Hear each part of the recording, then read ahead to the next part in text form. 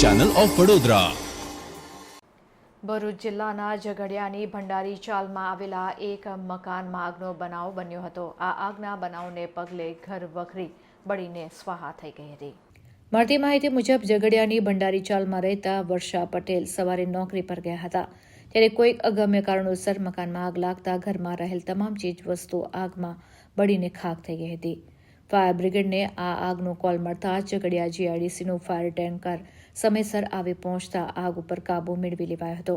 ઘરમાં કોઈ પણ વ્યક્તિ હાજર ન હોય સદનસીબે આ આગની ઘટનામાં કોઈ જાનહાનિ નથી થઈ, જેને લઈને લોકોએ હાશકારો અનુભવ્યો હતો।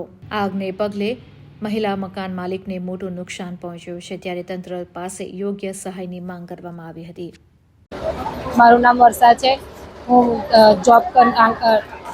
બાલ મંદિરમાં જોબ કરું છું। હું દીવાબત્તી કરીને જ હજુ તો જસ્ટ નીકળી હતી અને અંદર ખેંચી ગયું છે દિવેટ એવું લાગે છે, એટલે ઘરમાં આગ લાગી છે। હું તો એકલી છું, મારા 2 છોકરાઓ સાથે રહું છું। મને એટલી મદદ કરજો મારી કે હું ફરી પાછી ઊભી થઈ શકું। બધું જ નુકસાન, આખું ઘર સળગી ગયું છે મારું, કશું જ બચ્યું નથી। તંત્ર પાસે શું અપેક્ષા રાખો? બને એટલી મારી આશા એ રાખો, થોડી મદદ થઈ